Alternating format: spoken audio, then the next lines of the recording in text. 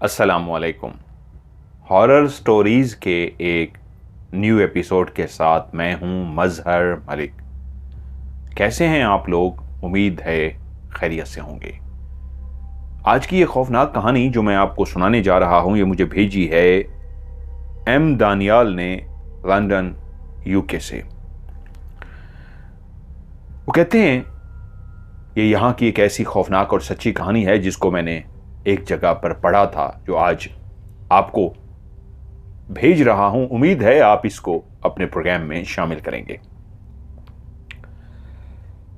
जब भी खौफनाक कहानी की बात होती है तो जिन, भूत, चुड़ैल, डाइन, आत्माएं, इनका जिक्र जरूर होता है। कुछ लोग सोचते हैं क्या कोई एक और जहां भी है जिसका नाम है कोहकाफ। कोहकाफ का नाम आते ही हमारे दिमाग में सबसे पहले परियों का जिक्र आता है। हमारा दिमाग सबसे पहले सोचता है कोहकाफ जहां से परियां आती हैं, जहां पे देव रहते हैं, ऐसे देव जिनकी कैद में परियां होती हैं, ऐसी पर वाली हसीनो जमील लड़कियां जिनको देखते ही इंसान चौंक पड़ता है कि ये इस जहां की नहीं, किसी और जहां की परी है। ये कहानी भी एक ऐसे जहां से वाबस्ता है। इसी दुनिया पे मौजूद एक और जहां जो आप और मैं भी अक्सर जाके जब देखने की कोशिश करते हैं तो हम उसको महसूस भी कर सकते हैं, लेकिन उस देखने के लिए आंख चाहिए। कैसी आंख चाहिए? उसके लिए जब आज आप ये कहानी सुनेंगे तो आपको अंदाजा हो जाएगा। जैस्पर और जोया, कुदरत ने उनको आपस में मिला तो दिया था, लेकिन जैस्पर जोया को देखते ही पहली निगाह में उस पे, जोया नहीं जोई को देखते ही पहली निगाह में उसका दीवाना हो गया था। जैस्पर ने जोई को एक रेस्टोरेंट में जैसे ही बैठे हुए देखा और वो अंदर दाखिल हुआ तो उसकी निगाहें सामने किसी सोचों में गुम बैठी हुई वो लड़की, उसको देखते ही वो अपनी पलकें झपकाना भूल गया। ना चाहते हुए सीधा उसके पास गया और उसको मुखातिब करके कहा, अगर आपको बुरा ना लगे क्या मैं यहां पे बैठ सकता हूं? वो जो अपने ख्यालों में गुम सी थी, अपने ख्यालों से चौंकी और अपने सामने एक खूबसूरत नौजवान को खड़ा देखकर बोली, बैठ जाइए। जैस्पर उसके सामने बैठ गया और जैस्पर ने जहां अपने लिए कुछ खाने के लिए ऑर्डर किया, वहीं जोई के लिए भी ऑर्डर कर दिया। और जब खाना सामने आ गया तो उसने जोई के आगे जैसे किया तो वो परेशान हुई कि ये मेरे लिए क्यों? तो उसने कहा, प्लीज आप लीजिए ना।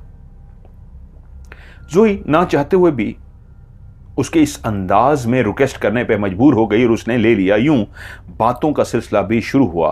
अब जोई अपने ख्यालों से बिल्कुल वापस आ चुकी थी, जो कुछ देर पहले इतनी गुमसुम थी कि उस नौजवान की तरफ उसने इंटरेस्ट ही नहीं ली थी। अब उसने जैस्पर को जब देखा तो वो वाकई हैंडसम था, दिलकश था, लेकिन जोई का तो मुकाबला ही नहीं था। सुनहरे बालों वाली इंतहाई हसीनो जमील जोई, बड़ी बड़ी आंखें, और कुदरत ने उसको जो पलकें अता की थी, लड़कियां मेकअप करते हुए नकली पलकें लगाती हैं, उसकी अपनी पलकें ही इतनी बड़ी बड़ी थीं। गालों पे खुदा ने इस अंदाज में मेकअप किया था कि चेहरा जितनी दफा भी धो ले वो कुदरत का किया हुआ मेकअप था, जो दूर से ही उसका चेहरा लोगों को अपनी तरफ मुतवज्जो कर लेता था। उसके होंठ, उसका पूरा चेहरा, जैस्पर एक एक चेहरे के हिस्से को देख रहा था और अपने दिल ही दिल में सोच रहा था, काश ये लड़की मेरी हो जाए। और कुदरत का दोनों को आमने सामने जो बिठाने का मकसद भी था, वहीं जोई भी बातें करते करते उस नौजवान में इंटरेस्ट लेने लगी। उस खाने के इख्तिताम पे जब दोनों वहां से उठे तो जैस्पर ने पूछा, क्या हम दोबारा मिलें? और जोई ने हां में गर्दन हिला दी और यूं मुलाकातों का सिलसिला शुरू हो गया। 2-3 मुलाकातों के बाद ही जैस्पर ने जोई से इकरार कर लिया कि मैंने पहली निगाह में ही जब तुम्हें देखा था तो तुमसे मोहब्बत कर बैठा था, लेकिन इजहार करते हुए इसलिए डरा था कि तुम नाराज ना हो जाओ, लेकिन अब मैं अपने दिल के हाथों मजबूर हूं और तुमसे अपने दिल की बात हाले दिल कहना चाहता हूं। जेस्पर ने अपने दिल की तमाम बातें उसको सुना दी। जोई मुस्कुराई और बोली, ये मुझे सब अच्छा लगता है। तुमसे पहले भी कई लोगों ने इस तरह का इजहार किया, लेकिन मुझे किसी में ऐसी कशिश महसूस नहीं हुई जो तुम्हारे अंदर महसूस हुई है। और यूं उस मोहब्बत का जवाब हां में मिल गया। दोनों की जहां आदत काफी हद तक मिलती जुलती थी, वहीं पे सिर्फ एक नेचर ऐसी थी जो दोनों की बहुत ज्यादा डिफरेंट थी। जोई को कुदरती नजारे बेहद पसंद थे। सरसब्ज वादियां, वो पहाड़ जो सरसब्ज होते हैं, हरे भरे होते हैं, जहां पे दरख्त ही दरख्त होते हैं, घास फूस होती है, एक जन्नत का ऐसा मंजर पेश करते हैं, एक ऐसी जमीन पे एक ऐसा टुकड़ा जिसको इंसान कई कई घंटे बैठकर देखता रहता है। वो ऐसी चीजों की शैदाई थी और जेस्पर बहुत कम ऐसी चीजों में इंटरेस्ट लेता था। उसका तो सिर्फ इंटरेस्ट एक ही था, जोई, जो हर वक्त उसकी आंखों के सामने रहे। वो हर वक्त चाहता था बस उसके पास रहे। बहुत कम अरसे में दोनों ने जहां एक दूसरे को समझ लिया था, वहीं पे जेस्पर जहां जोई का बेइंतहा ख्याल रखता, उसकी हर ख्वाहिश को पूरा करने की कोशिश करता, वहीं पे ना चाहते हुए भी हर उस जगह पे जोई के साथ चला जाता जो पहाड़ी इलाका होता। वो अपना हर वीकेंड किसी न किसी पहाड़ी मकाम पर गुजारते। जोई को कैंपिंग का बहुत शौक था। अक्सर किसी वो पहाड़ पे किसी ऐसी जगह पे जाके होटल में ही कमरा लेते, लेकिन जोई ख्वाहिश करती कि हम कैंप में रहें, तो कभी कभी वो कैंपिंग भी करते। जेस्पर के दोस्त भी उसको कहते, you are very lucky man, you are very lucky, तुम्हें इतनी खूबसूरत लड़की मिली है। क्योंकि जो भी जोई को देखता उसके दोस्तों में से हैरान रह जाता कि यार कितनी खूबसूरत है। तभी दोनों ने शादी करने का फैसला किया। जेस्पर बोला, हम हनीमून के लिए कहां जाएंगे?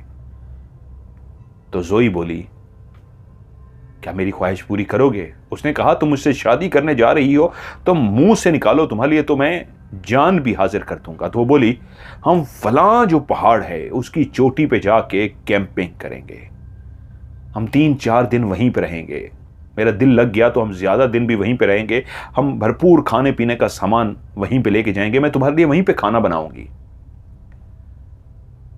जेस्पर ने कहा, जोई तुम तो उस पहाड़ पे जाने की बात कर रही हो, तुम मुझे कहो तो मैं तो तुम्हारे साथ कहीं पे भी जाने को तैयार हूं। यूं उनकी शादी हो गई और शादी के बाद वो दोनों हनीमून के लिए उस पहाड़ की तरफ जा रहे थे जो उनके घरों से बहुत दूर था, लेकिन एक ऐसी जगह पे जहां पे एक होटल तो बना हुआ था, लेकिन उस पहाड़ की चोटी पे कोई भी होटल नहीं था। उस होटल से वहां तक पहुंचने के लिए पैदल सफर करना पड़ता और तब जाके उस जगह पे पहुंचते जो एक अलग ही जगह थी। जोई ने उसे कह दिया था, हम होटल में नहीं रहेंगे, हम अपनी कैंपिंग करेंगे।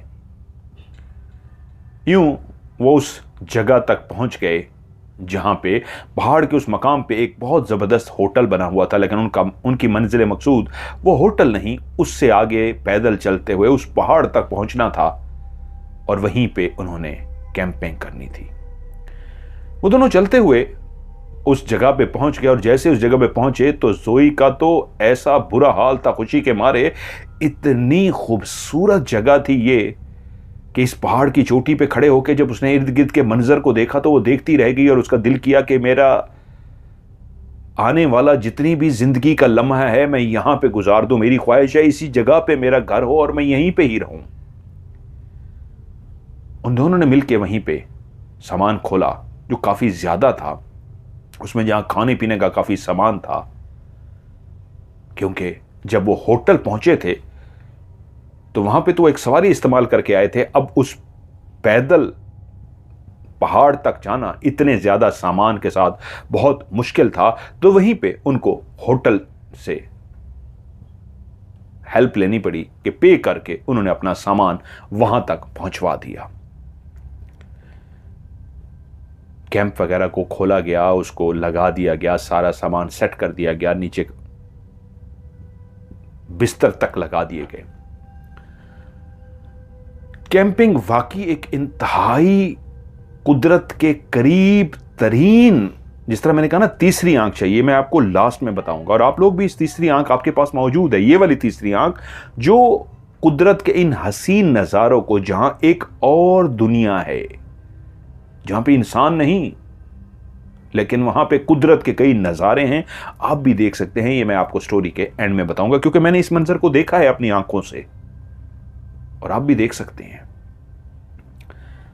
कैंप वगैरह वो लगा चुके, सब कुछ सेट हो चुका, अब मौसम बहुत खूबसूरत था, चांद की रोशनी फैल रही थी। ये चांद की वो तारीख थी जिसमें दिन ब दिन चांद और बड़ा होता जाता, रोशनी फैलती जाती।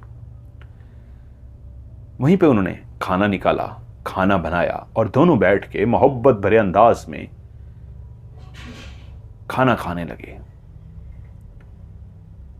खाना खाते हुए जोई को ऐसे महसूस हुआ जैसे रात की इस खामोशी के अंदर, जहां पे सिवाय दरख्तों के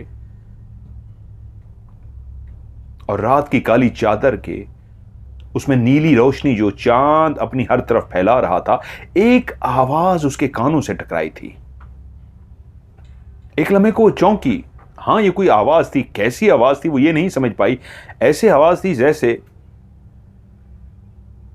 कोई गुजरता है तो कदमों की आवाज आती है, कोई चलता है तो कदमों की आवाज आती है, कोई गाता है तो गाने की आवाज आती है, कोई रोता है तो रोने की, लेकिन ऐसी कोई भी आवाज नहीं थी जिसको वो समझ सकती। बट एक आवाज थी जिसको वो समझ नहीं सकी। तभी वो सामने बैठे जैस्पर से बोली, जैस्पर, तुमने ये आवाज को सुना? वो एकदम से चौंका और बोला, कौन सी आवाज? ये जो अभी आवाज आई थी। नहीं, मैंने तो किसी आवाज को नहीं सुना। ओके, शायद मुझे लगा मैंने किसी आवाज को सुना है। वो दोनों बैठ के रोमांटिक बातें करते रहे, आगे वाली जिंदगी की खूबसूरत प्लानिंग करते रहे। हम जिंदगी में ये करेंगे, ये करेंगे, ये करेंगे, और जोई भी उसके साथ डिस्कस करती रही, यहां तक कि वो उस खैमे में चले गए। वो दोनों उस हसीन नज़ारे को, उस हसीन मंजर को, उस हसीन वादी को एंजॉय करने के लिए आए थे। यहां जैस्पर ऐसी चीज़ों से दूर भागता था, लेकिन अपनी जोई की मोहब्बत में वो सब कुछ एंजॉय कर रहा था कि मेरी जोई को अच्छा लगता है तो फिर मुझे भी अच्छा लगना चाहिए। और यूं उस मोहब्बत भरी रात में वो सो गए, बाहों में बाहें डाले वो सो गए। और जब सुबह बेदार हुए तो जोई ने उठ के नाश्ता तैयार किया। उन दोनों ने बैठ के नाश्ता किया और उसके बाद प्रोग्राम बना अब इस वादी में घूमने का। जोई अपना बैग कंधे पे लटकाए तैयार हो चुकी थी और जैस्पर भी जूते पहन रहा था। वो दोनों आगे बढ़ना शुरू हो गए। जोई ने उस बैग से अपना वो कैमरा निकाला जिसके अंदर एक नई रील निकाली। आजकल डिजिटल कैमरे, अब तो खैर मोबाइल में कैमरे आ गए हैं। पहले जो कैमरे इस्तेमाल होते थे उसमें, क्योंकि मेरी ये स्टोरी न्यू जनरेशन भी सुनती है जिन्होंने उनको कैमरों को देखा ही नहीं होगा, और पुराने लोग तो सारे जानते हैं, तो इसलिए मैं वजाहत भी कर देता होता हूँ। जो पुराने कैमरे होते थे उसमें फ्यूजी या एग्फा इस तरह की एक रील निकलती थी, उसको हम खोल के उस कैमरे के अंदर डालते थे और गोल घुमा के खींच के आगे कर देते थे, उसको फिर बंद कर दिया जाता था। और उसके बाद हम जब फोटोग्राफी करते थे तो क्या तस्वीर आई है ये हम नहीं देख सकते थे। उसके अंदर छोटा सा एक व्यू फाइंडर जो होता था, उस व्यू फाइंडर से हम बाहर के मंजर को देख के जैसे ही कटक की आवाज आती थी तो एक तेज फ्लश सा पड़ता था और तस्वीर बन जाती थी। लेकिन वो तस्वीर हम देख उस वक्त सकते थे जब डेवलप करने के लिए वो जाती थी, वो डेवलपिंग होती थी। डेवलप होकर तस्वीरों के ऊपर प्रिंट करके हमें देखते थे, तब हम देख सकते थे कि हमने जो तस्वीरें बनाई थी वो कैसी आई हैं। अपने उस कैमरे को निकाली, उसने तस्वीरें बनानी शुरू कर दी। जैस्पर उसके साथ साथ चल रहा था। अब वो भी दरख्तों के ऊपर बैठे हुए उन परिंदों को, उन खूबसूरत परिंदों की आवाज़ों को, और पाँव के नीचे आने वाले पत्थर जो कभी लुढ़कते हुए एक दूसरे से टकराते और एक पत्थरों की टकराने की जो आवाज पैदा होती, उसको एंजॉय करता हुआ वो आगे बढ़ रहा था। जोई तो इन नज़ारों से बेइंतहा इश्क करती थी। उसकी तो कमजोरी ही यही कुदरत के नज़ारे थे। इन नज़ारों को कैमरे की आंख में महफूज करते, तस्वीरें खींचते खींचते वो आगे बढ़ जाती और जैस्पर उसके फिर करीब हो जाता। चलते चलते काफी आगे चले गए। जैस्पर थक गया था, वो आदी नहीं था, जोई तो आदी थी इस तरह की। तो एक जगह पे एक बड़ा सा पत्थर इस तरह का बना था जिस पे बैठा जा सकता था। वो आराम करने के लिए बैठ गया तो जोई उसे बोली, हाँ हाँ तुम थोड़ी देर बैठो, मैं यहीं तस्वीरें बना रही हूं। जोई तस्वीरें बनाती बनाती काफी आगे चली गई। इस बात का एहसास भी ना रहा कि वो जैस्पर से काफी दूर हो गई है, इतनी दूर कि अब उसको पता तक नहीं था रास्ता किस तरफ है, जाना किस तरफ है। बस वो तो कुदरत के उन नज़ारों को रिकॉर्ड कर रही थी तस्वीरों की सूरत में। फिर एक जगह पे ऐसी पहुंची कि उसके कानों में एक धुन सुनाई दी, जैसे कोई सितार बजाता हो। एक बड़ा सा गिटार की तरह होता है सितार, जिसको हाथ में बैठ के बजाया जाता है, और उसके साथ साथ कोई फ्लूट, बांसुरी जिसको कहते हैं। ये 2-3 इंस्ट्रूमेंट की आवाज थी, जैसे कोई सितार बजा रहा हो, साथ में कोई बांसुरी भी बजा रहा हो, और उसके साथ कोई एक और भी सुरीला सा इंस्ट्रूमेंट हो जो बज रहा हो। 2-3 इंस्ट्रूमेंट बज रहे थे और एक ऐसी खूबसूरत आवाज पैदा हो रही थी। जैसे ही वो कानों में आवाज सुनाई दी, वो एकदम से चौंक गई। ये कितनी जबरदस्त आवाज है। पहाड़ की उस चोटी पे जहां पे जोई खड़ी उस आवाज को सुन रही थी, उस आवाज के अंदर कोई ऐसा जादू था, ऐसा जादू था। जब उसने गौर किया तो उसको महसूस हुआ ये तो बांसुरी के सुर हैं। बांसुरी को इस अंदाज में बजाया जा रहा था कि बांसुरी के अंदर से ही सितार की भी आवाज आ रही थी। यह शायद कोई सितार भी बजा रहा था। उसने जैसे ही उस आवाज को सुना, एकदम से उसके कदम जो आगे बढ़ रहे थे रुक गए, और ऐसा खूबसूरत म्यूजिक, जिसको धुन मैंने कहा, उसके कानों में पड़ी कि उसकी आंखें खुद ब खुद बंद हो गई। और तभी उसके कानों में एक सरगोशी की आवाज आई, उसी तरह सुरीली सी आवाज, जोए एक गहरी सी सांस लो। और ना चाहते हुए भी जोई जैसे उसकी गुलाम हो गई हो, जिसकी आंखें खुद ब खुद बंद हो गई थी। जोई जो जमीन पे बैठ गई थी, और उसी लम्हे कानों में जब आवाज आई, जोई अपनी आंखें बंद करो, वो तो आंखें बंद कर चुकी थी, और आवाज आई, एक गहरी सांस लो। जैसे ही उसने कहा गहरी सांस लो, आंखें बंद की हुई जोई ने गहरी सांस ली।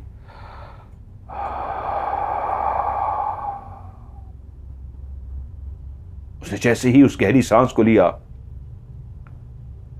तो फिर से उसके कानों में एक आवाज गूंजी। पहला मैसेज था आंखें बंद करो, दूसरा मैसेज था गहरी सांस लो, और तीसरा उसने मैसेज दिया, जोए अपनी रूह को मेरे हवाले कर दो, अपनी रूह को मेरे हवाले कर दो। और आवाज पहाड़ों में जैसे गूंजती है, अपनी रूह को मेरे हवाले कर दो, कर दो, कर दो, कर दो। पहाड़ों में जैसे कोई चीख के बोलता है कि अपनी रूह को मेरे हवाले कर दो। ऐसा ही सुरीली आवाज में कहा गया था, लेकिन उसके कानों में इस तरह आवाज गूंज रही थी कि पहाड़ों के चारों तरफ जैसे इको होती है, आवाज के बाद आवाज गूंजती है। पहाड़ों में खड़े होकर आप कहते हैं hello hello hello hello hello hello hello, आपकी आवाज ऐसे कम होती जाती है इको में। ऐसे ही पहाड़ों में जैसे किसी ने कहा हो, अपनी रूह को मेरे हवाले कर दो। एकदम से उसने आंखें खोल दी। ये मैंने क्या मंजर देखा? और उसी लम्हे उसके कानों में आवाज आई, जोई जोई ये रही तुम। और हाँफता हुआ जैस्पर उसके करीब पहुंच गया। वो एकदम से उठकर खड़ी हो गई, उससे हाँफते हुए बोला, मैं तुम्हें कितनी देर से ढूंढता ढूंढता परेशान हो गया हूं, तुम कहां थी, कहां चली गई? तुमने तो कहा था मैं यहीं तस्वीरें बना रही हूं, लेकिन तुम इतनी दूर चली गई। लेकिन जैस्पर तुम इतने पसीने पसीने क्यों हो? क्या हुआ है? मौसम तो बहुत अच्छा था, उसको पसीने नहीं आने चाहिए थे। जैस्पर बोला, तुम्हें अंदाजा नहीं है मैं कितनी देर से तुम्हें ढूंढ रहा था, और अब तुम्हारे पास पहुंचा हूं। तुम बहुत आगे निकल आई हो, तुम्हें अंदाजा है तुम कितने आगे चली गई हो? और वो बोली, तुम जानते हो ना जैस्पर, ये कुदरत के नज़ारे मेरी कितनी कमज़ोरी हैं। तुम्हें कहा ना, मेरा बस चले तो मैं तो सारी ज़िंदगी के लिए यहीं आबाद हो जाऊं। बस एक कमरा भी मुझे मिल जाए रहने के लिए और मैं सारी ज़िंदगी यहीं रहती रहूं, कभी दुनिया के शोर में ना जाऊं। लेकिन सॉरी, मैं बहुत दूर चली आई और आपको मेरी वजह से परेशान होनी पड़ी। अब वापस चलो प्लीज़, मेरे अंदर और हिम्मत नहीं है, वापस चलो। वो काफ़ी तस्वीरें बना चुकी थी। वो दोनों अब वापसी की रास्ते पर चल पड़े, लेकिन अब भी वो तस्वीरें बनाती हुई जा रही थी। उसने जैस्पर को भी सामने खड़ा किया और एक दो तस्वीरें जैस्पर की भी बनाई। जैस्पर को दरख्त के पास खड़ा किया, किसी पौधे के पास खड़ा किया, उसकी भी तस्वीरें बनाई। चलते चलते वो दोनों कैंप में पहुंच गए। ये सुबह निकले थे, लेकिन जब वो अपने कैंप तक पहुंचे तो शाम हो रही थी। तभी जैस्पर ने उसे कहा, हम नाश्ता करके निकले थे, तुम्हें अंदाजा नहीं तुम कितनी दूर चली गई थी और तुम्हें ढूंढने के लिए मुझे कितना तुम्हारे पीछे आना पड़ा, और वहां से चलते हुए यहां तक पहुंचते हुए देखो शाम हो गई है। वो बोली, ओके, मैं आपका वो फेवरेट खाना बनाऊंगी जिसके बाद आपकी सारी नाराजगी दूर हो जाएगी। और उसने वाकई जैस्पर की पसंद का वो फेवरेट खाना बनाया, जिसको खा के जैस्पर का मूड बिल्कुल फ्रेश हो गया। उसके बाद वहीं दोनों बैठकर बातें करना शुरू हो गए। खाना पक चुका, खाना खा लिया, बातें करते रहे और अब रात हो चुकी थी। चांदनी हर तरफ फैल रही थी। पानी की वो अपने बोतलें साथ लेकर आए थे। वहीं पे जहां कहीं पानी की आबशार नजर आती, वहीं से वो पानी भर लेते। तकरीबन अब सोने का टाइम हुआ चाहता था। वो दोनों फिर से कैंप में जाके लेट गए।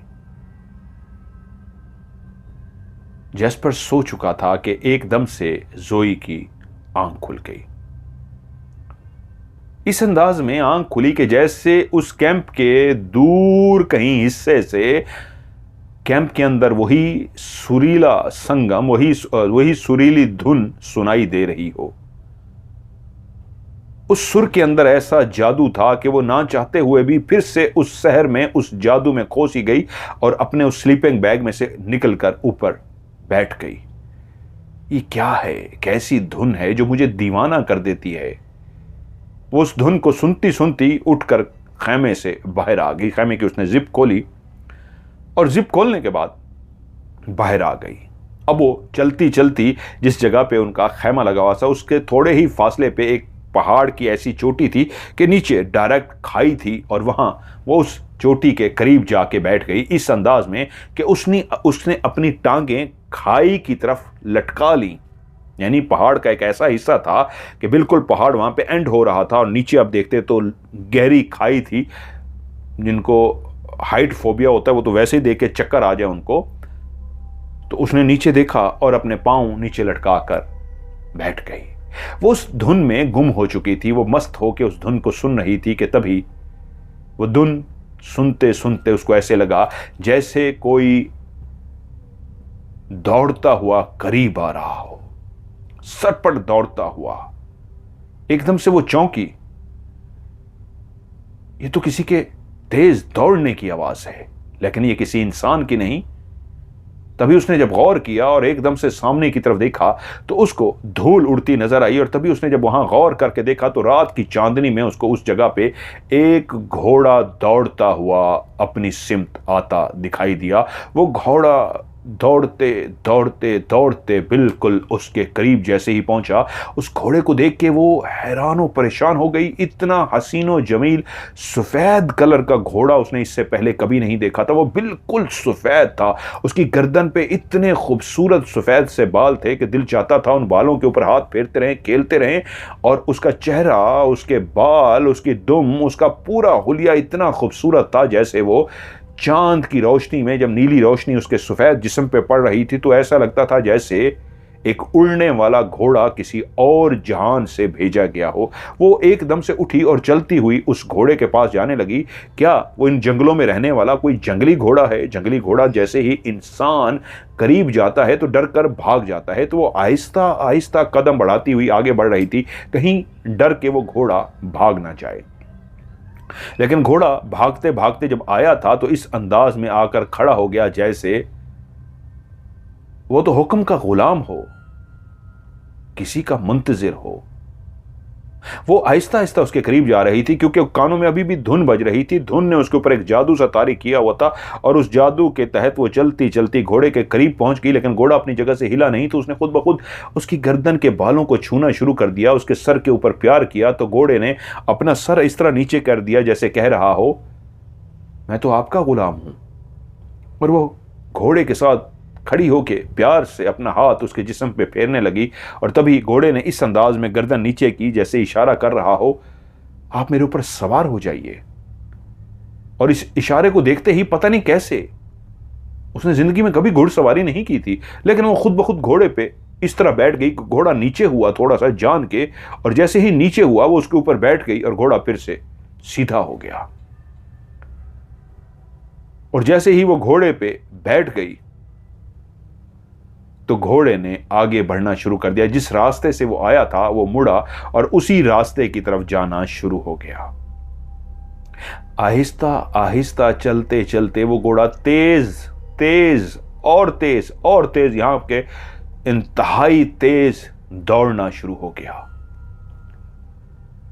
दौड़ते दौड़ते दौड़ते एक लम्हा ऐसा भी आया कि उसे लगा, जो म्यूजिक की जो उस धुन के जादू में मस्त थी, ऐसे लगा कि वो घोड़ा जितनी तेजी से दौड़ रहा है, तो उसने नीचे की तरफ देखा तो उसको एहसास हुआ जैसे वो घोड़ा दौड़ नहीं रहा, उड़ रहा है। उसके पर नहीं थे, लेकिन उसकी टांगें अभी भी जमीन पे उसी तरह दौड़ रही थी जैसे घोड़ा दौड़ते हुए अपनी टांगें चलाता है। लेकिन लगता था अब वो टांगें जमीन पर टच नहीं हो रही, वो जमीन से ऊपर है, जमीन से ऊपर दौड़ रहा है, लेकिन हकीकी मानों में वो उड़ रहा है। वो घोड़ा कितनी देर दौड़ता रहा ये तो उसको नहीं मालूम, लेकिन घोड़ा जिस जगह पे जाकर रुका ये नजारा पागल कर देने के लिए काफी था। यहां पे सामने ही एक बहुत बड़ी आबशार बह रही थी। एक छोटी आबशार नीचे बह रही थी और एक जगह पे इंतहाई रंग बिरंगे फूलों से सजी हुई पूरी लेन थी, जिसमें कई कलर के फूल ही फूल थे। उन फूलों के ऊपर ऐसी आबशार की फुहार पड़ रही थी जैसे हल्की हल्की बूंदाबांदी होती है, बारिश के कतरे गिरते हैं, वैसी फुहार पड़ रही थी उस आबशार की कि उसका कुछ पानी तो साइड से गुजर रहा था, लेकिन कुछ पानी उन फूलों के ऊपर एक बारिश की तरह फुहार सी बरसा रहा था। लेकिन जब उसने उस पूरे मंजर को देखा तो दरख्त भी वहां पे मौजूद थे, लेकिन उस जहां के नहीं, एक और जहां के दरख्त, ऐसे दरख्त जिनके ऊपर फूल ऐसे जबरदस्त किस्म के थे, किसी पे नीले रंग के, किसी पे पीले रंग के, किसी पे हरे रंग के और किसी पे गुलाब के। कई पौधे और दरख्तों पे जो फूलों के रंग थे, ऐसा लगता था जैसे वो किसी और दुनिया में, किसी और जन्नत में या किसी कोहकाफ में आ गई हो। उन दरख्तों का रंग, उनके पत्ते चांद की रोशनी में इस अंदाज में वो चमक रहे थे कि वो दीवानी सी हो गई। उस बड़ी आबशार का शोर, उधर छोटी एक और आबशार, उधर जहां बेइंतहा फूलों की लाइनें ही लाइनें थी, उसके ऊपर फुहार करती बारिश की तरह बरसती एक हल्की हल्की आबशार। और इर्द गिर्द जितने भी दरख्त थे, जो पीछे मंजर वो छोड़ के आई थी जहां कैंप लगा हुआ था और जैस्पर सोया था, वहां पे वही दरख्त थे, पत्तों वाले दरख्त, सरसब्ज पत्तों वाले, मुख्तलिफ किस्म के। लेकिन यहां जितने भी दरख्त थे उन पे फूल थे, वैसे फूल नहीं जैसे गुलाब का फूल होता है, उसकी शेप अलग होती है, ये डिफरेंट पत्ते थे। पत्ते भी किसी के येलो कलर के थे। पूरा एक गुलाई में बना हुआ दरख्त था, उसके ऊपर पूरे जो फूल थे या उसके पत्ते थे येलो ही येलो थे। एक और दरख्त लगा हुआ है, उसके ऊपर जितने ही पत्ते हैं सब के सब लाल हैं। एक और लगा हुआ है, उसके सारे फूल और पत्ते नीले हैं। ऐसे मुख्तलिफ कलर के दरख्त ही दरख्त है, कोई छोटा कोई बड़ा। ये कैसा मंजर था। तभी वो चलती चलती उस छोटी आबशार के पास पहुंच गई। और बड़ी आबशार थोड़े ही फासले पे थी, वहां पे चलते हुए जाते तो वो बड़ी आबशार नीचे गिर रही थी। आप पहाड़ों की खूबसूरत मंजर को कभी देखें तो तस्वीरों में बहुत सारे लोगों ने देखा होगा कि दिखाते हैं, तस्वीर में क्या आप देखते हैं कि ऊपर से पानी गिर रहा है, बहुत ज्यादा तादाद में पानी है और नीचे आके आबशार की सूरत में गिर रहा है। तो उससे हसीन मंजर कोई नहीं होता, लेकिन उस जगह जहां पे वो मौजूद थी वहां पे तो 3 आबशारें थी। एक फूलों पे गिर रही थी, एक दरमियान में एक बहुत बड़ी आबशार, लेकिन वो इतनी नीचे थी जैसे उसकी कैंप वाली जगह पे जितनी नीचे खाई थी कि देखने पे इंसान कांप जाए, इतनी नीचे खाई, वैसे ही उतनी नीचे तक वो आबशार थी। अगर वहां से इंसान गिर जाता उसका बचना नामुमकिन था, इतनी ऊंची आबशार थी।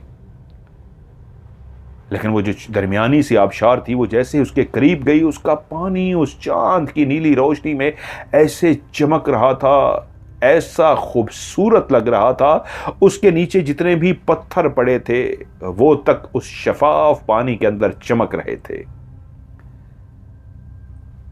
घोड़ा रुक चुका था, वो उससे उतर चुकी थी। उस मंजर को कितनी देर देखती रही उसको नहीं पता, और वो फिर कदम बढ़ाती हुई उसी धुन को सुनते सुनते, उन खूबसूरत नज़ारों को देखते देखते वो उसी झील के पास गई। अपने दोनों हाथों से झील के पानी को भरा और झील के पानी को अपने होंठों से लगा लिया। जैसे ही उसने उस पानी को पिया, इंतहाई मीठा और इंतहाई साफ शफाफ ठंडा पानी। उसने जैसे ही वो पानी पी लिया, उसका दिल किया वो और पानी पिए। उसने फिर से अपनी दोनों हाथों से और पानी भरा और पी लिया। उसने पानी क्या पिया कि उस पे एक नशा छाने लगा। वो आंखें बंद करके बैठ गई। कुछ देर आंखें बंद करके बैठी रही, फिर उसने आंखें खोल दी और इर्द गिर्द के मंजर को देखना शुरू हो गई। मैं तो वाकई किसी और जहां में आ गई हूं, मैं किसी और दुनिया में आ गई हूं, किसी जन्नत में आ गई हूं। तभी उस धुन के अंदर से एक आवाज सुनाई दी, एक मर्दाना सी आवाज, ज़ोई अपनी आंखें बंद करो। जैसे उसे कहा गया अपनी आंखें बंद करो, ज़ोई ने अपनी आंखें खुद ब खुद बंद कर दी और फिर से आवाज आई, एक गहरी सांस लो। और तभी उसने एक गहरी सांस को लिया और तीसरा उसको कहा गया, अपनी रूह को मेरे हवाले कर दो।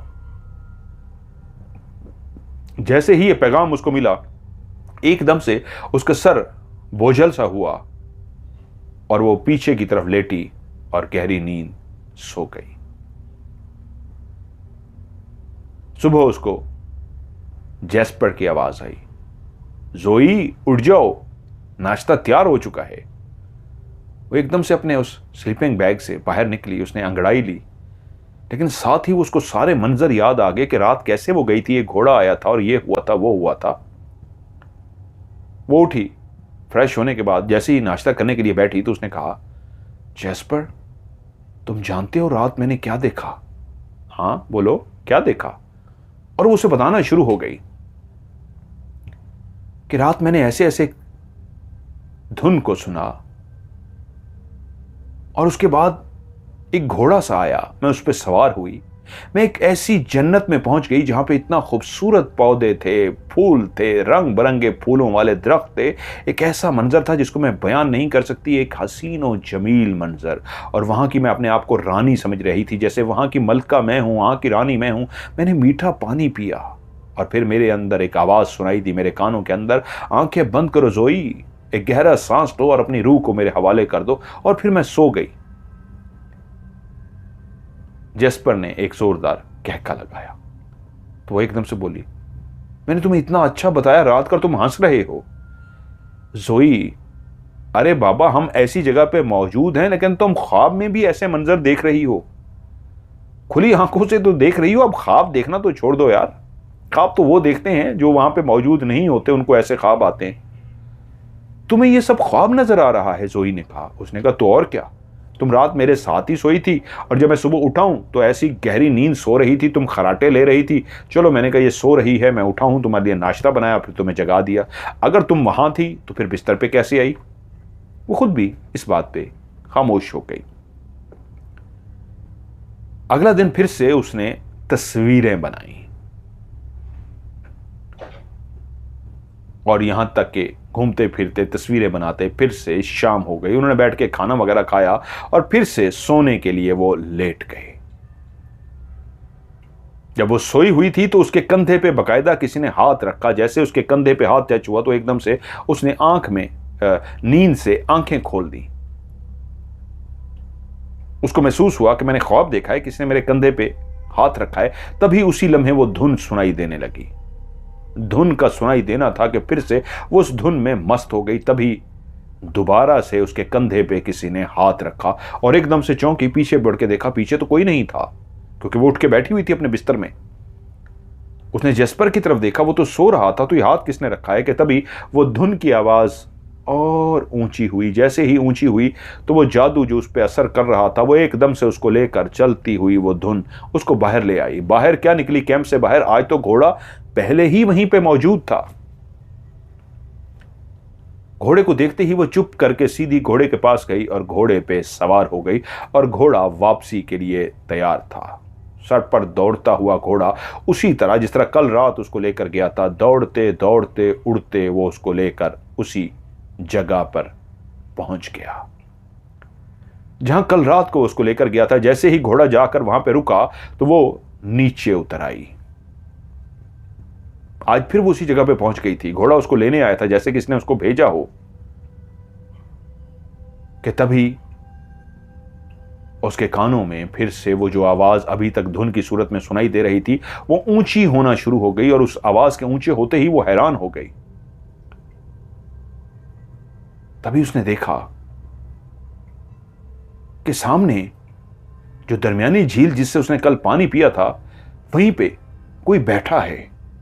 उसकी कमर जोई की तरफ थी, उसके बड़े बड़े बाल थे पीछे से।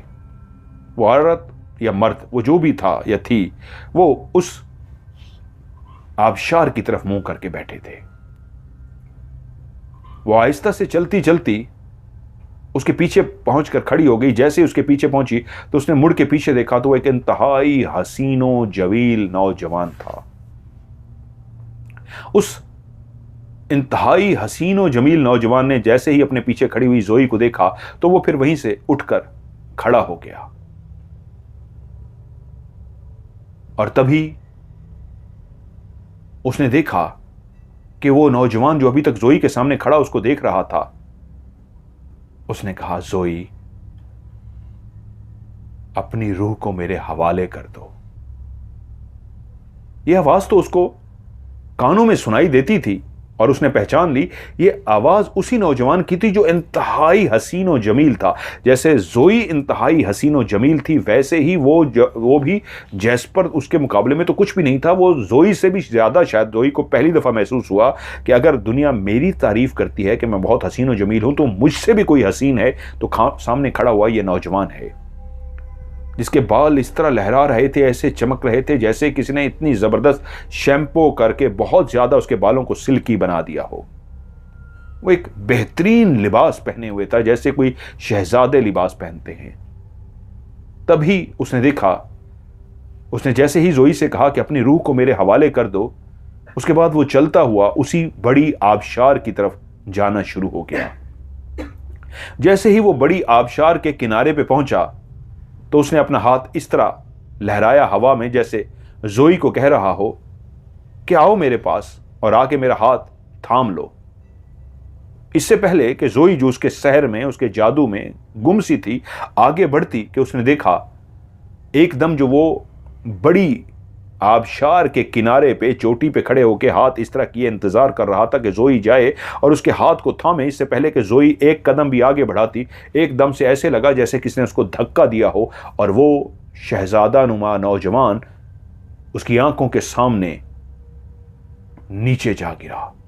जोई जो आगे बढ़ी थी उसके हाथ को थामने के लिए तेजी से दौड़ती हुई उस आबशार के किनारे पे पहुंची तो क्या देखती है वो नौजवान नीचे गिर चुका है। अब उसकी लाश तैर रही है पानी के ऊपर, वो मर चुका है या बेहोश हो चुका है क्योंकि इतनी ऊंचाई से गिरने के बाद बहुत कम चांस थे कि इंसान बच सके। कि तभी उसने देखा वहीं पे 5-6 गिद्ध जो मुर्दार को खाते हैं, मुर्दा वजूद को खाते हैं, ऐसी 5 से बड़ी बड़ी गिद्ध उड़ती हुई आई और ऊपर मंडलाना शुरू कर दिया। उसमें कुछ बड़ी बड़ी चीलें भी शामिल थीं। इस तरह कौवे होते हैं, इस तरह की बड़ी बड़ी चीलें होती हैं। चील, कुछ चीलें और बड़ी बड़ी गिद्ध थे जो ऊपर इस तरह उड़ते रहे और एकदम से वो नीचे झपटे, चीलें भी और गिद्ध भी, और जाके उन्होंने उस नौजवान के जिस्म पे हमला कर दिया और उसके जिस्म को नोच नोच के खाना शुरू कर दिया, यहां तक कि उसके जिस्म का सारा गोश्त खा गए। चंद हिस्सों पे गोश्त मौजूद था और हड्डियों का ढांचा नजर आ रहा था। अभी कुछ देर पहले जहां पे एक हसीन नौजवान खड़ा था, मरने के बाद उसके पूरे जिस्म को उन चीलों ने और उन गिद्धों ने नोच डाला था। अब उसके कहीं पे पांव नजर आ रहे थे, टांगें ढांचा बन चुकी थी, हाथ ढांचा बन चुके थे, चेहरा अभी भी उसका कायम था, बाकी गर्दन और नीचे वाला हिस्सा ढांचा था। हाथ, पांव और गर्दन सिर्फ गोश्त से भरी थी, बाकी जगहों पे गोश्त खत्म हो चुका था। कि तभी उसने देखा पानी के अंदर से एक बड़ी सी मछली आई। उसने अपना मुंह खोला और उस नौजवान को हड़प लिया। उस नौजवान को जिसका ढांचा रह गया था, जिसके सिर्फ पांव, हाथ और चेहरे पे गोश्त रह गया था, वो मछली खा गई। उसी वक्त जोई को वहीं पे खड़े हुए एक चक्कर सा आया और वो गिरी, नीचे बेहोश हो गई। जोई ने जब अपनी आंख खोली तो वो देखती है वो जमीन पर लेटी हुई है और उसके साथ, जैस्पर के साथ, एक खातून बैठी हुई है। उस खातून ने अपने गले के अंदर कई मालाएं पहन रखी हैं, ऐसी मालाएं जो हड्डियों से बनाई गई थी और उनके ऊपर मुख्तलिफ जैसे खौफनाक चेहरे बनाए जाते हैं, ढांचे होते हैं, ऐसी हड्डियां अजीब सी उसके गले में पड़ी हुई थी। वो हैरान रह गई, ये औरत कौन है? जोई को उठता देखकर वो औरत बोली, उठ जाओ, तुम होश में आ चुकी हो। जोई उठकर बैठ गई। तो उस औरत ने कहा, मेरा नाम नैन्सी है, मैं ही तुम्हें यहां पर लेकर आई हूं क्योंकि तुम पहला सवाल मुझसे यही पूछोगी कि मैं यहां कैसे पहुंची। तो मैंने जैस्पर को बता दिया है, वो जो कुछ तुमने देखा था वो ख्वाब नहीं था, वो हकीकत था। जिस नौजवान को तुमने देखा है उसका नाम है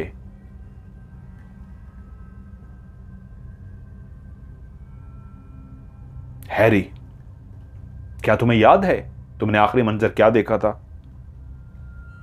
तो वो अपने दिमाग पे जोर देते हुए याद करने लगी और उसको वो आखिरी मंजर भी याद आ गया। उसने कहा, हाँ मैं ऐसे गई थी, मैंने ऐसे देखा था उस नौजवान को, जैसे ऐसे किसने धक्का दिया था, वो नीचे गिरा था, मर गया था, और जब नीचे मरा था तो उसको चीलों और गिद्ध ने खा लिया था, फिर उसको मछली खा गई थी।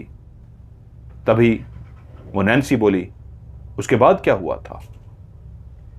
हाँ मुझे याद आ गया, उसके बाद तो मैंने एक और मंजर भी देखा था कि जब उसको वो पानी के अंदर से एक मछली आई और खा गई, तो उसके बाद मैं परेशान खड़ी थी कि मैंने फिर से देखा पानी के अंदर से एक घोड़ा निकला, वही सफेद घोड़ा जिस पे मैं सवार थी। मैंने पानी के अंदर से उस सफेद घोड़े को पानी के अंदर से निकलते हुए देखा और उसके ऊपर उसी नौजवान को बैठे हुए देखा था। और वो घोड़ा पानी से जैसे ही बाहर निकला तो वो उड़ना शुरू हो गया और उसको लेकर इधर उधर वो उड़ रहा था। और तभी उस मरे हुए नौजवान को मैंने उड़ते हुए उस घोड़े पर देखा था। हाँ, उसके बाद शायद मैं बेहोश हो गई थी और ये मुझे अब याद आया है, पहले याद नहीं था। तो जैस्पर बोला, जोई ये कैसी बातें कर रही हो, ऐसा नहीं हो सकता। वो सारी उसकी बात सुनकर बोला तो नैन्सी बोली, वही औरत जिसके गले में अजीब सी हड्डियों की मालाएं थी, बोली, जैस्पर ये ठीक कह रही है, वो हैरी है। अब तुम पूछोगे वो हैरी कौन है? हैरी शहजादा था। वो वाकई बहुत हसीन और जमील था, जैसे तुम्हारी बीवी हसीन और जमील है, इससे भी कई गुना ज्यादा वो हसीन और जमील था। और ये इलाका पूरा उसी का था, वो यहीं रहता था। वो सब का मालिक था कि वहीं उसकी जिंदगी में एक लड़की दाखिल हुई जिसका नाम था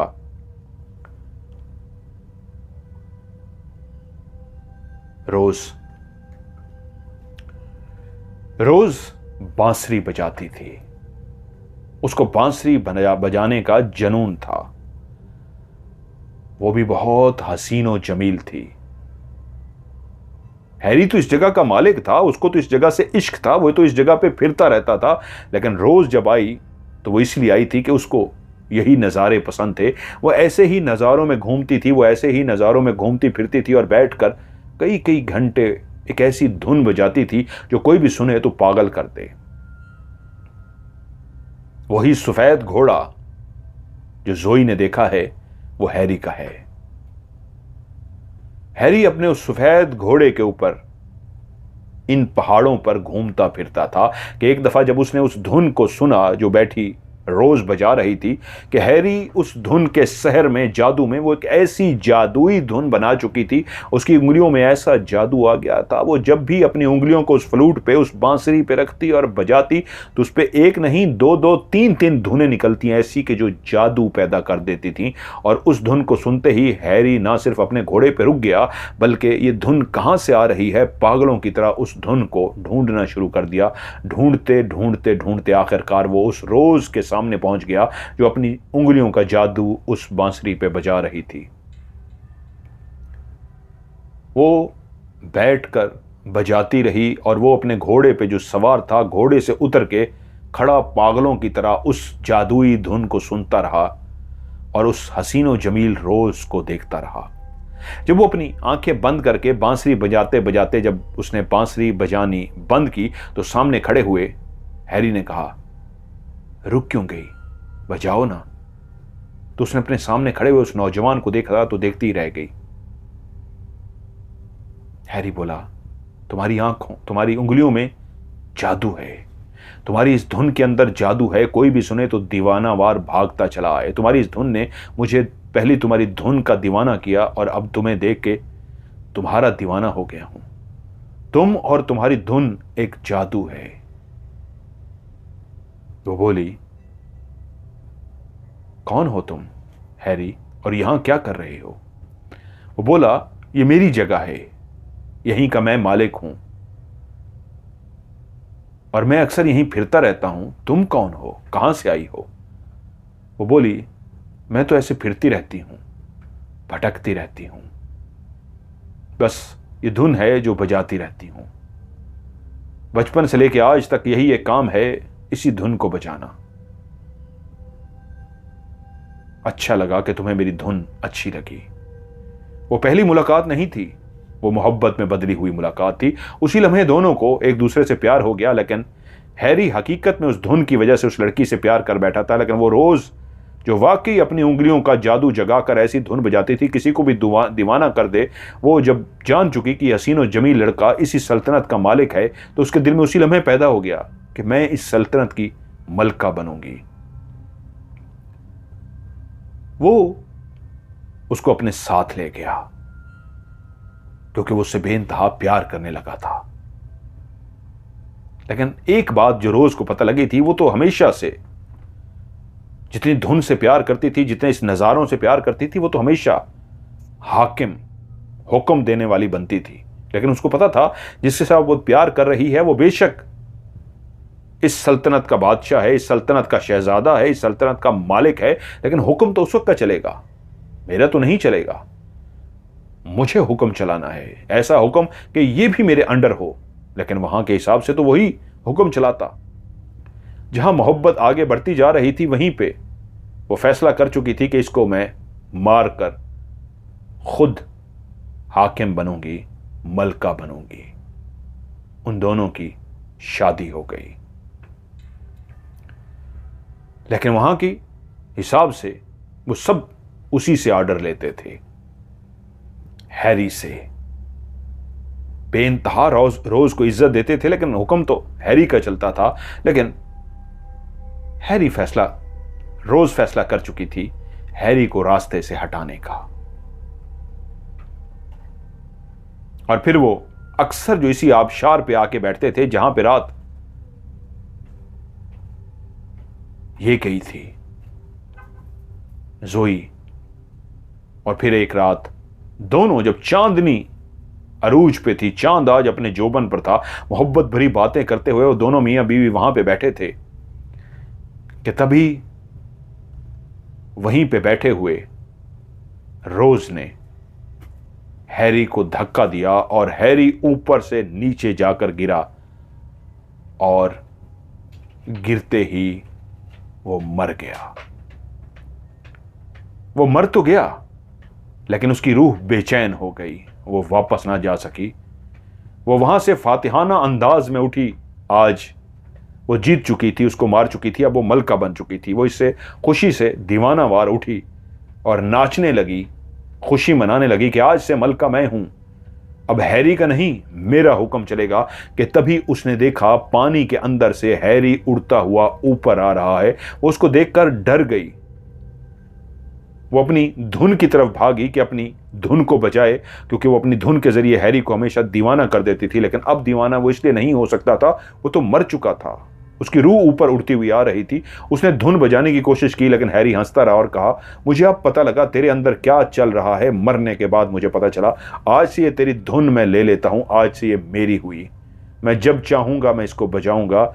और तूने मेरे साथ धोखा किया है, तुझे इसकी सजा मिलेगी। और सजा के तौर पे उसने वहीं पे ही रोज को उसी तरह धक्का देकर मार दिया। मरने के बाद उसकी रूह बेचैन होती और कुछ होता। वो पहले ही जो ताकतवर था, वो एक शहजादा था, उसने उसको बिल्कुल ही खत्म कर दिया। जैस्पर उससे बोला, ये कैसी कहानी आप सुना रही हैं? आज के दौर में क्या कोई इसी कहानी पे यकीन करेगा? ऐसा नहीं होता। तो वो बोली, मुझे इस जगह पे रहते हुए 40 साल हो गए हैं।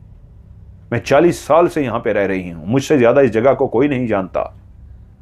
और हां, हैरी को मैं भी देख चुकी हूं, उसके घोड़े को देख चुकी हूं। तुम जानते हो रात में वहां क्यों गई थी? मुझे शक था कि कुछ होने वाला है, क्योंकि तुम्हारी बीवी बिल्कुल रोज की तरह है, उसी तरह दीवानी। उसको सरसब्ज वादियां पसंद हैं, सब कुछ उसी तरह पसंद है जिस तरह हैरी को पसंद था। और हैरी की रूह जो आज भी यहां पे भटकती है, वो किसी के इंतजार में थी, एक ऐसी लड़की के इंतजार में जो रोज की तरह बेइंतहा खूबसूरत हो, उसको इश्क हो ऐसी वादियों से। तभी उसकी रूह ने इसके लिए घोड़ा भेजा और उसको साथ ले गया। वो इसको साथ ले जाएगा। बस अपनी बीवी को इतना कहना, अब वो इस कैंप के अंदर ही रहे, बाहर ना निकले।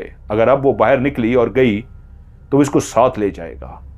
सच बताऊं तुम्हें, अभी मैं कुछ नहीं कह सकती, मैं तुम्हें रात को बताऊंगी। रात हो गई, वो आज कहीं पे घूमने फिरने भी नहीं गए। जब रात हुई, जोई सोई हुई थी, तभी उस नैन्सी ने जैस्पर से कहा, मैंने चेक कर लिया है, मैं नहीं रोक सकती। हां, वो जगह तुम्हें जरूर दिखा सकती हूं जहां वो घोड़ा इसको लेकर जाता है, क्योंकि घोड़ा उड़ता हुआ ही जाता है। लेकिन इसका मतलब यह नहीं वो जगह यहां से बहुत दूर है, वो जगह यहां से बहुत करीब है। उसका रास्ता हर कोई नहीं पहचान सकता। चलो मेरे साथ, मैं तुम्हें वो जगह दिखा कर आती हूं। तो उसने कहा, जोई का क्या होगा? जोई का कुछ नहीं होगा, इसको सोने दो, आओ मेरे साथ। वो उसको लेकर नैन्सी चल पड़ी। वो दोनों चलते हुए ऐसे रास्तों से गुजरते हुए जा रहे थे जिसका कोई सोच भी नहीं सकता था। लेकिन जैस्पर हैरान था कि उस औरत को वो सारे रास्ते याद थे। करते करते वो उसको घुमाते मुख्तलिफ रास्तों से लेके एक जगह पे पहुंच गई। और जैसे ही उस जगह पे पहुंची तो उसने देखा वहीं पे वो आबशार, वो फूल, वो दरख्त, सब कुछ मंजर वैसा था कि तभी उनके कानों में एक दौड़ने की आवाज आई। सर पर दौड़ता हुआ एक घोड़ा जो तेज दौड़ता हुआ आ रहा था और उसके ऊपर जोई सवार थी। वो बोली, आगे से हट जाओ। वो दौड़ता हुआ जोई की तरफ जाने लगा कि घोड़ा दौड़ते दौड़ते वहीं तक पहुंचा। और उनकी आंखों के सामने ही घोड़े से वो जैसे ही उतरी, पानी के अंदर से एक नौजवान जिसके बाल लहरा रहे थे, जैसा जोई ने बताया था, जैसा उस नैन्सी ने बताया था, वैसा ही हसीन और जमील नौजवान उड़ता हुआ बाहर आया और उसने अपना हाथ इस अंदाज में बढ़ाया जैसे जोई को कह रहा हो, अपना हाथ मेरे हाथ में दो और मेरी तरफ आ जाओ। और जोई भी चलती हुई उसकी तरफ जाने लगी तो उसी वक्त नैन्सी ने उसका हाथ पकड़ लिया और कहा, नहीं, तुम्हें आगे नहीं जाना, मैं कुछ नहीं कर सकती, मैं तुम्हें यही कहना चाहती थी, होनी होकर रहती है, वो कब से इसका इंतजार कर रहा था। जोई चलती हुई बिल्कुल उसके पास गई और उसने अपना हाथ उसी नौजवान जिसका नाम उसने हैरी बताया था उसके हाथ में दिया और वो दोनों उसी आबशार से नीचे कूद गए जहां पे जिंदा बचना नामुमकिन था, क्योंकि कुछ देर पहले ही नैन्सी ने जैस्पर को ऊपर खड़े होकर दिखा दिया था कि यहां से उसने उसको धक्का दिया था और यहां से जो भी नीचे गिरता है उसका जिंदा बचना नामुमकिन होता है। और अभी उसकी आंखों के सामने उसकी बीवी कूद गई थी और उसने जैसे ही बीवी को कूदता हुआ देखा वो जोर से चीखा, इससे पहले कि वो भी दौड़ता हुआ उसकी तरफ जाता। एकदम से उसको चक्कर सा आया, ऐसा लगा जैसे पीछे से किसी ने कुछ उसको धक्का दिया हो, मारा हो। वो जमीन के बल, मुंह के बल गिरा और बेहोश हो गया। जब जैस्पर को होश आया तो उसने अपने आप को अस्पताल में पाया और उसने होश में आते ही कहा, जोई, जोई। उठने की कोशिश की, उसके दोस्त भी उसके करीब थे, उन्होंने उसको पकड़ लिया और उसको संभालने लगे। वो जोई जोई कर रहा था, अपनी बीवी को पुकार रहा था, किसी के पास उसका जवाब नहीं था। यहां तक कि काफी दिन वो अस्पताल में रहा, ठीक हो गया और उसके दोस्तों ने उसे बताया कि तुम वहां पे पहाड़ के ऊपर बेहोश पड़े थे। उस होटल से जहां से तुम लोगों ने सामान वगैरह लिया था उनको बता के गए थे कि 3 दिन बाद तुम लोग, 4 दिन बाद हमें वहां पे मजीद सामान देकर जाना या हम वापस चले जाएंगे, क्योंकि वो लोग छोड़ के गए थे होटल वाले, उनको कह के गए थे हम फलां जगह पे कैंपिंग करेंगे, 4 दिन बाद या तो आना हमारे पास, हमें सामान देकर जाना या हमारा सामान वापस लेकर जाना, हमने वापस जाना होगा। वो जब तुम्हें लेने के लिए आए तो तुम वहीं कैंप के बाहर बेहोश पड़े थे। उन्होंने तुम्हें उठाया और होटल ले गए। उसके बाद बेहोशी की तुम्हें हालत थी, तुम्हें शहर की तरफ रवाना कर दिया गया। अब बताओ जोई के साथ क्या हुआ है। वो धाड़े मार के रोने लगा कि जोई मेरी आंखों के सामने चली गई, कैसे? उसने सारा कुछ उस तरह बयान कर दिया कि हम कैसे गए, क्या हुआ, ये हुआ। दोस्त इस बात को मानने को तैयार नहीं थे कि ये कैसी तुम बात कर रहे हो, आज के दौर में ये कैसा हो सकता है, क्या तुमने कोई ख्वाब देखा है, तुमने अपनी बीवी को मार डाला है, क्या किया है? वो उसको समझ नहीं पा रहे थे। और सारी बात जब उन्होंने बताई तो वो कैमरा भी उनके पास था जिससे जोई ने तस्वीरें उतारी थी। और जब उन्होंने कैमरे की उस रील को डेवलप करवाया तो ये देख के हैरान रह गए कि जोई ने जो जैस्पर के सामने जितनी भी तस्वीरें खींची थी वो मुख्तलिफ मनाजिर की थी, फूलों की थी, दरख्तों की थी, पहाड़ों की थी, लेकिन जब तस्वीरें देखेंगी तो सब हैरान रह गए। वो सारे तस्वीरें जोई की थी, जैसे किसी ने सामने खड़े होके जोई की तस्वीरें बनाई हों। जोई ने 2-3 तस्वीरें जैस्पर की पहले दिन बनाई थी, 2-3 बाद में भी बनाई थी, एक भी जैस्पर की तस्वीर नहीं थी, जबकि जोई की तस्वीरें ना होने के बराबर होनी चाहिए थी। उसमें शायद 1 या 2 होनी चाहिए थी, लेकिन सब की सब तस्वीरें इस तरह की निकली जैसे किसी ने उस कैमरे से सारी तस्वीरें ही जोई की खींची हों। और उस जगह की भी तस्वीरें मिल गईं जिस जगह पे कहानी में जिक्र था, उस बड़ी आबशार का, छोटी आबशार का, रंग बिरंगे दरख्तों का, फूलों का। वो जितने मंजर बताए गए थे वो सारे मंजर भी वहीं पे मौजूद थे और सबको यकीन करना पड़ा कि ये कहानी झूठ नहीं है, वाकई उन तस्वीरों के अंदर ये मंजर भी मौजूद हैं। लेकिन जहां सब उस कहानी को सच मानने लग गए तस्वीरों के बाद, हाँ कि ये तो सारा वही है जैसे तुमने सुनाया है, लेकिन जैस्पर इस बात पर हैरान था कि ये तस्वीरें किसने खींची हैं जोई की। ये तो मेरे सामने वो जगह हैं जहां पे जोई ने मेरे सामने खड़े होकर तस्वीर बनाई थी, लेकिन इसमें जोई कैसे आ गई? ये तो ऐसे लगता है जैसे किसी ने जोई की तस्वीर बनाई हो, जबकि जोई तो बाकी कुदरत के नजारों की तस्वीरें बना रही थी।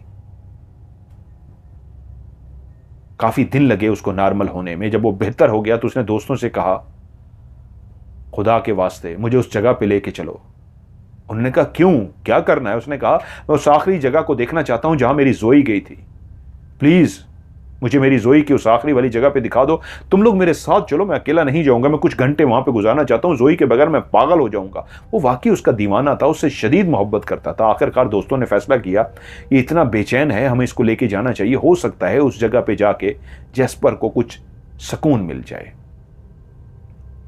दोस्तों ने कहा ठीक है, हम तुम्हारे साथ चलते हैं। 4-5 दोस्त जैस्पर को लेके उस पहाड़ी इलाके में पहुंचे और उस जगह पे जाके उन्होंने कैंप लगाया। जब वो कैंप लगा रहे थे, वो शाम का मंजर था। रात का जब खाना खा चुके तो वो कह रहे थे सुबह हम वहां चलेंगे, लेकिन जैस्पर ने कहा नहीं, मैं अभी जाऊंगा रात के टाइम। क्या तुम्हें वो रास्ता याद है? हाँ, मैं उस रास्ते को नहीं भूल सकता। वो दोस्त भी उसके साथ शामिल हो गए और चलते हुए उसी रास्ते से जाते जाते जब वो उस जगह पे पहुंचे जहां पे वो बड़ी सी आबशार, दरमियानी आबशार और एक छोटी सी आबशार थी, दरख्त फूल जिसको वो तस्वीरों में देख चुके थे, वो तो वाकई कोकाफ हो जैसे, जन्नत का टुकड़ा हो जैसे, इस दुनिया की नहीं किसी और दुनिया का मंजर हो। वो सब देख के उस मंजर को हैरान रह गए। वो वाकई इतना खूबसूरत था कि कोई सोच भी नहीं सकता था कि तभी वहीं पे उनके कानों में एक आवाज सुनाई दी। जैस्पर ने कहा तुम लोगों ने उस धुन को सुना है? दोस्त चौंके, धुन? कौन सी धुन? हम तो किसी धुन को नहीं सुन पा रहे, सुनो एक धुन आ रही है। वो लोग भी गौर से सुनना शुरू हो गए, लेकिन कोई धुन सुनाई ना दी। नहीं, हमें तो कोई धुन नहीं सुनाई दे रही, लेकिन कोई नहीं जानता था जैस्पर को धुन सुनाई दे रही है या नहीं दे रही। वो मस्त सा होके, दीवाना सा होके इर्द गिर्द ऐसे देखने शुरू हो गया और एकदम से बोला ये तो जोई की आवाज थी, हमने तो नहीं सुनी। यार क्या हो गया तुझे, तू पागल तो नहीं हो गया? ये जोई की आवाज थी, वो मुझसे कह रही है अपनी आंखें बंद करो, एक गहरी सांस लो और अपनी रूह को मेरे हवाले कर दो। वो सारे इस अंदाज में डर गए कि कहीं ये पागलपन, कोई दीवानापन ना कर दे। वो बोले नहीं, चलो अब वापस चलो, यहीं से इसी लम्हे वापस चलो, हम तुम्हें इसलिए नहीं लेके आए, चलो। उन्होंने उसी वक्त जैस्पर का जैसे ही हाथ पकड़ा तो दोस्तों को ऐसा महसूस हुआ जैसे एक तेज हवा का झोंका आया, जो इतना तेज था कि वो उसका हाथ तो ना पकड़ सके, लेकिन इस अंदाज में जैसे हवा उनको साथ पीछे धकेल रही थी। हमने किसी चीज को नहीं देखता, वो चारों दोस्त कहते हैं, लेकिन एक तेज हवा थी जो इर्द गिर्द नहीं थी, दरख्तों पे नहीं थी, आंधी नहीं थी, एक हवा का झोंका था जो हम चारों को महसूस हुआ और वो हमें धकेलता हुआ जैस्पर से दूर लेकर जा रहा था। यहां तक कि हम काफी दूर खड़े हो गए, हम आगे बढ़ने की कोशिश कर रहे हैं, वो उस तेज हवा की वजह से हम आगे नहीं बढ़ पा रहे। तभी हमने जैस्पर की आवाज सुनी, जोई मेरी रूह तुम्हारी है, मैं अपनी रूह तुम्हारे हवाले करता हूं। मैंने आंखें बंद कर ली हैं और ये मैं गहरी सांसें ले रहा हूं।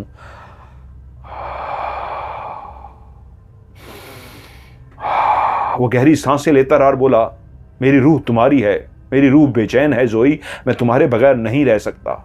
मैंने दोस्तों को नहीं बताया था कि मेरी जोई मुझे बुला रही है, मेरी जोई मुझे पुकार रही है। जोई मैं आ गया हूं, मेरी रूह तुम्हारी है। और दोस्तों ने वहीं पे देखा कि पानी के ऊपर उसी बड़ी सी जो आबशार थी, उसके ऊपर एक ह्योला सा नजर आया, एक औरत का ह्योला, कलेयर नहीं, जैसे काला साया होता है ऐसे एक सफेद सा साया, वो पानी की तरह का बना हुआ था। जैसे पानी से एक इंसान को बना दिया जाए और पता भी चलता है कि ये पानी का इंसान बना हुआ है, उसके वजूद के आप आर पार भी देख सकते हैं, लेकिन वो पानी का बना होता है। वैसे ही पानी का एक वजूद बना हुआ, जैसे एक ऐसा आर्टिफिशियल गुब्बारा हो जो ट्रांसपेरेंट हो, उसका कलर ना हो, पानी की तरह ट्रांसपेरेंट हो और उसको एक इंसान की तरह बना दें, एक ऐसा ही इंसान की तरह का ह्योला बन के आया और वो पानी से बना हुआ ह्योला उड़ता हुआ बिल्कुल उस आबशार के सामने उड़ना शुरू हो गया। उस ह्योले को देख के जो पानी का बना हुआ था, बिल्कुल ऐसा लगता था जैसे किसी औरत का ह्योला हो। तभी उन्होंने देखा, एकदम से जैस्पर के मुंह से एक आवाज निकली, जोई तुम आ गई। और तेज कदम उठाता हुआ उसी तरफ जाना शुरू हो गया। उस आबशार के करीब जैसे ही पहुंचा तो जोई ने अपना हाथ आगे कर दिया। वो दोस्त चीखना चाहते थे, उसको रोकना चाहते थे, लेकिन उनकी आवाज़ कहते हैं गले में ऐसे फंस गई थी, उस हवा ने, उस प्रेशर ने उनको इस तरह धकेल रखा था कि वो आगे भी नहीं जा पा रहे थे, बोल भी नहीं पा रहे थे कि एक दोस्त ने जोर लगा के जैसे कैसे अपनी आवाज़ को गले से निकाल दिया और कहा, जैस्पर वहां मत जाना, वो धोखा है। लेकिन जैसे जैस्पर को वो तो आवाज़ सुनाई ना दी। वो जानते थे दोस्त को रोकना नामुमकिन है, क्योंकि उस हवा ने, उस ना नजर आने वाली ताकत ने उनको धकेल रखा था। और तभी जैसे ही उस पानी से बनी हुई औरत नुमा जो शेडो था, जो साया था या क्या कहिए, एक ह्योला सा बन गया था, गुब्बारा सा बन गया था जो पानी का बना हुआ था, उसका हाथ जैसे ही आगे बढ़ा तो उसी लम्हे जैस्पर जो तेजी से चलता हुआ उस किनारे तक पहुंच गया था, उसने जैसे ही उस हाथ को पकड़ने की कोशिश की तो हाथ काफी दूर था। उसने जैसे ही अपना एक कदम आगे बढ़ाया उस हाथ को पकड़ने के लिए, तो वो सीधा धड़म से नीचे जा गिरा। और वो जो पानी का एक ह्योला सा बना हुआ था जिसने अपना हाथ आगे किया, वो नौजवान बताते हैं पहले वो पानी का हाथ सिर्फ जो बना हुआ था, पानी बन के नीचे गिरा। सिर्फ हाथ जो उसने आगे बढ़ाया था, बिल्कुल एक इंसानी हाथ की तरह पानी का हाथ बना हुआ था, पहले वो पानी बन के नीचे गिरा और उसके बाद पूरा उसका वजूद जो उड़ता हुआ ऊपर आकर खड़ा हुआ था, एकदम पानी में बदला, क्योंकि था भी वो पानी का, और वो नीचे गिर गया। और जैसे ही नीचे गिर गया उसी लम्हे उस दबाव ने, उस हवा ने, उस प्रेशर ने जिनने उनको जकड़ रखा था, एकदम से खत्म हो गया वो प्रेशर। और वो जैसे चारों आजाद हो गए और वो चारों भागते हुए उस जगह पे पहुंचे। नीचे उन्होंने देखा जैस्पर का कहीं पे कोई नामो निशान नहीं था। वो कितनी देर ऊपर से खड़े देखते रहे, लेकिन कहीं पे उसका नामो निशान ना मिला। यहां तक के बाद में वो वहां की मतलूबा पुलिस को भी लेके आए, उन्होंने भी वहां पे आके छानबीन की, लेकिन किसी को भी जैस्पर का कोई नामो निशान ना मिला। जोई जा चुकी थी, जैस्पर भी चला गया। वो नैन्सी कहां थी, किसी को उसके बारे में कुछ नहीं पता था। कितने दिनों तक वो चारों दोस्त बेइंतहा परेशान रहे कि हमने जो आखिरी मंजर देखा वो क्या था, क्या हमें यकीन करना चाहिए जो दोस्त ने कहानी सुनाई थी जैस्पर ने वो सच थी। कोई नहीं जानता था, लेकिन वो तस्वीरें और आखिरी मंजर तो यही बताता था जो उन्होंने अपनी आंखों से देखा था कि सब सच था। मैंने शुरू में इस कहानी में कहा था आपके पास एक तीसरी आंख हो तो वो इन मंजर को देख सकती है। हां, ये मंजर मौजूद हैं पाकिस्तान में। मरी है, मरी के आगे जब आप कागान, नारान, झील सैफुल मलूक ऐसी जगहों पे जब जाते हैं और चांदनी रात में जब आप खामोश होकर बातें करने के लिए नहीं बैठते, अपनी तवज्जो बातों की बजाय उस कुदरत के नज़ारों की तरफ लगाते हैं और उन कुदरत के हसीन नज़ारों को रात की खामोशी में, रात को चांद की चांदनी में, जब चांद हर तरफ अपनी नीली रोशनी फैला रहा होता है, बैठकर आप देखते हैं तो तब आपकी वो तीसरी आंख रोशन हो जाती है। यहाँ अमेरिका में मैंने आपको एक शो भी दिखाया था, राज प्रोग्राम, जिसपे एक शेर आया था हमारे कैंप के बाहर, धाड़ा था बार बार, और उसके बाद मैं कैमरा लेके बाहर निकल गया था उस शेर को रिकॉर्ड करने के लिए। उससे पहले वो जिस जगह पे कैंप था, जब वहाँ पे रात हुई थी, तो मैं बगैर कैमरे के मुख्तलिफ जगहों पे फिरता रहा था। तो वहाँ पे आपको सांप, बिच्छू, माउंटेन लायन, यानी कि जो पहाड़ों में रहने वाला लाइन है, शेर है, माउंटेन लायन, वो भी मिलेगा। कुदरत के इतने नज़ारे होते हैं कि वहाँ पे उल्लू की आवाज़ जो मैंने रिकॉर्ड की थी क्लियर सुनाई दे रही होती है, वहाँ पे उल्लू भी बोल रहा होता है।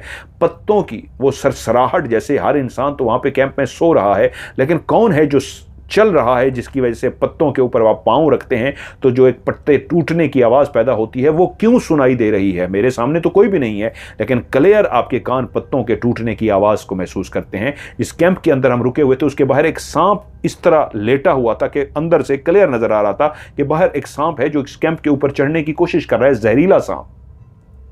अब इंसान चीखे मारेगा कि सांप है, बिच्छू है, क्या है। आप जब इनका खौफ खत्म करके कुदरत के नज़ारों को रात की उस चांदनी रात में महसूस करने की कोशिश करते हैं, खामोशी के साथ बैठ के, दो लोग हों या एक बंदा हो, और आप इर्द गिर्द के मंजर को बारीकी से बैठ के 1-2 घंटे जब देखते हैं, तो यकीन मानिए आप ऐसे ऐसे राजों से वाकिफ हो जाते हैं जो रात के उस पहर में, जो एक ख़ास पहर आते हैं रात के, उसमें हर इंसान महसूस नहीं कर सकता। जो बैठा होता है इसी मिशन पे महसूस करने के लिए पिछले 1-2 घंटे से, और वो अपनी आंखें खोल के इन नज़ारों को ही देख रहा होता है, तो कहीं चांद जो नीली रोशनी फैला रहा है, आसमान पे तारा टूटता हुआ महसूस होगा, आसमान पे कोई अजीबो गरीब परिंदा उड़ता हुआ महसूस होगा, कानों में अजीब सी आवाज़ सुनाई देगी, सरसराहट सुनाई देगी, आपकी आंखें एक ऐसा मंजर देखेंगे जो नाकाबिल यकीन होगा। आपको अपनी आंखों पर यकीन नहीं आएगा कि अभी मैंने क्या देखा है, ये ह्योला सा गुजरा है, ये कौन था, ये साया सा गुजरा है कौन था, ये जो सफ़ेद सा गया है कौन था, ये सफ़ेद रोशनी सी गुजरी है कौन था। ऐसे ऐसे मंजर आपको नजर आएंगे कि आप सारी ज़िंदगी भूल नहीं सकेंगे।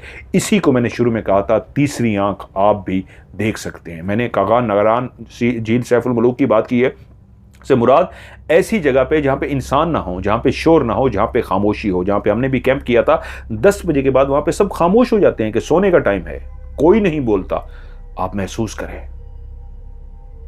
आपको बहुत से नज़ारे नजर आएंगे और आप खुद अपनी आंखों से, अपने कानों से नज़ारों को सुन सकते हैं, आंखों से उन नज़ारों को देख सकते हैं। और ये हर जगह पे मौजूद है, यहां तक कि रात की उस खामोशी में अपने खेतों के अंदर भी इस पॉइंट ऑफ व्यू से निकल के बैठ जाएंगे कि आज मैंने कुछ महसूस करना है। रात जब चांदनी रात हो और आप महसूस करने के लिए 2 घंटे बैठे खामोशी के साथ, यकीन मानिए उस किसान से भी पूछिएगा जो रात को 2 घंटा बैठ के थक जाता है तो कहता है मैंने भी कई नज़ारे देखे हैं। आप सोच बना लीजिए, अपना माइंड बना लीजिए कि मैंने नज़ारा देखना है, तो कुदरत के वो नज़ारे जो रात के पहर में नज़र आते हैं आप अपनी खुली आंखों से देख सकते हैं। अगर कहेंगे तो इसके ऊपर मज़ीद डिटेल से भी मैं आपको बता सकता हूं ताकि आप इन नज़ारों को देख सकें। आज की ये स्टोरी आपको कैसी लगी नीचे कमेंट्स में ज़रूर बताइएगा। वीडियो को लाइक कीजिएगा, दोस्तों के साथ शेयर ज़रूर कीजिएगा।